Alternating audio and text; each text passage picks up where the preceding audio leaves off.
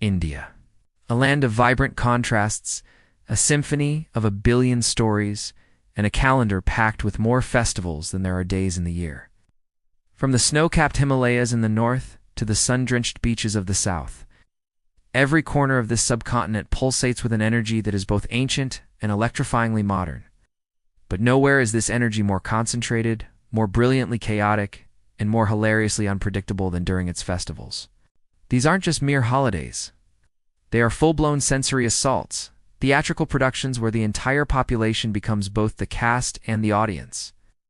They are a time when social norms are playfully bent, when streets transform into stages, and when the air itself thrums with a mixture of devotion, deafening music, and pure, unadulterated joy. Forget what you've seen in curated travel documentaries.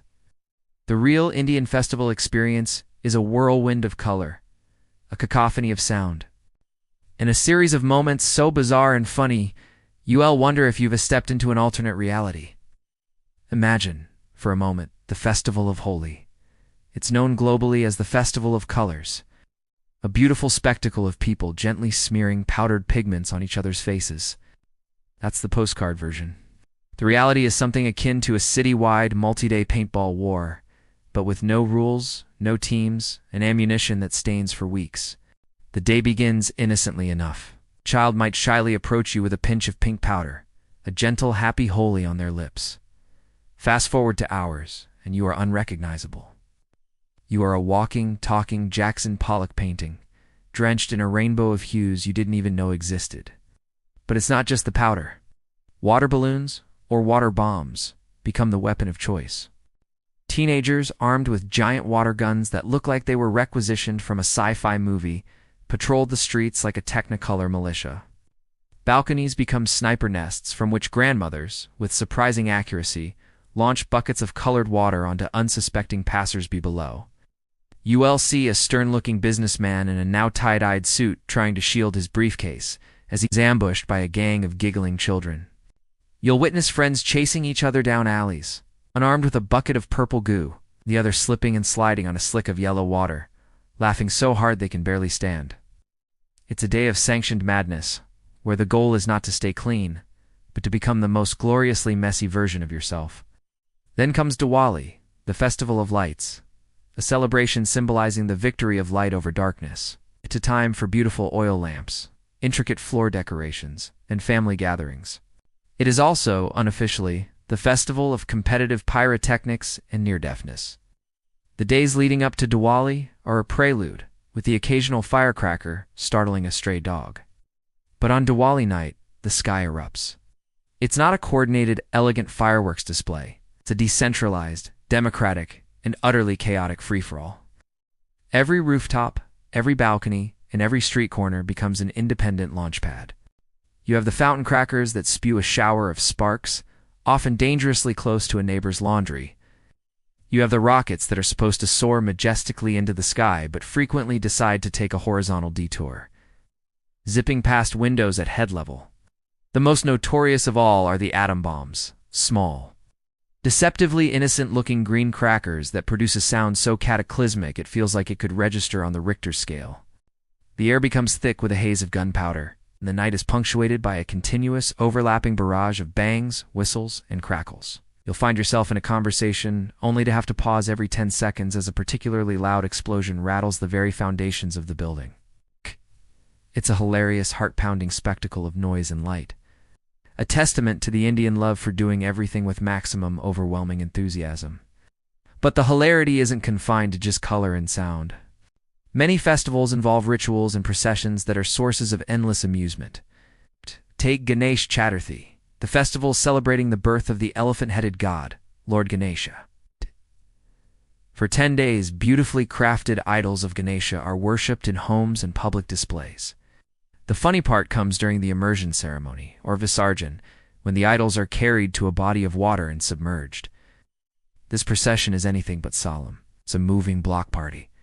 Huge idols are precariously balanced on trucks, carts, or even just carried by hand, surrounded by a throng of dancing devotees.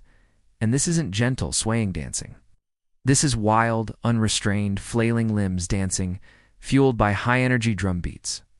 ULLC men with potbellies and two left feet dancing with the grace of a runaway shopping cart.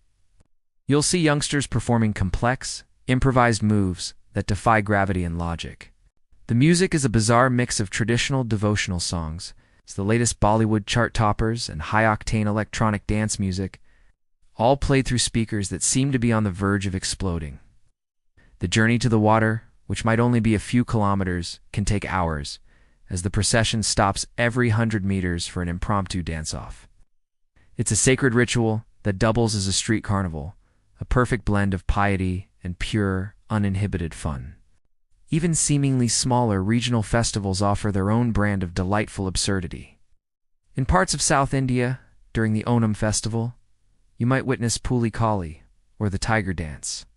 Here, grown men, often with impressive bellies, spend hours being painted to look like tigers and leopards, complete with stripes, whiskers, and floppy ears. They then take to the streets, dancing and pouncing to the rhythm of traditional percussion instruments. The sight of a dozen pot-bellied tigers shaking their painted midriffs with ferocious concentration is something that is both culturally fascinating and side-splittingly funny. It's a performance of machismo and artistry that doesn't take itself too seriously. Similarly, during the Janmashtami festival, which celebrates the birth of Lord Krishna, you find the Dahi Handi tradition. A clay pot filled with curd and butter is hung high above the street, and teams of young men form human pyramids to try and reach and break it. What follows is a comedy of errors. Pyramids wobble, collapse in a heap of tangled limbs, and send the man at the top tumbling down, often into a conveniently placed inflatable pool. The crowd roars with laughter and encouragement as team after team attempts the feat. Their faces a mask of intense concentration, mixed with the sheer terror of falling. It's a display of community, athleticism, and slapstick comedy all rolled into one. These moments, the color-soaked chaos of Holi, the deafening joy of Diwali, the dancing processions of Ganesh Chaturthi, the pot-bellied tigers of Puli Kali, and the collapsing pyramids of Dahi Handi are the true heart of Indian festivals. They are loud, they are messy, and they are often utterly illogical. They are a time when 1 billion people collectively decide to throw a party, and everyone is invited. It's in these unscripted, hilarious, and profoundly human moments that you find the real spirit of India. It's a spirit that embraces chaos, finds joy in noise, and understands that the most sacred acts can also be the most fun. It's a reminder that life, like its festivals, is meant to be lived in full color, at full volume. And with a great deal of laughter, India.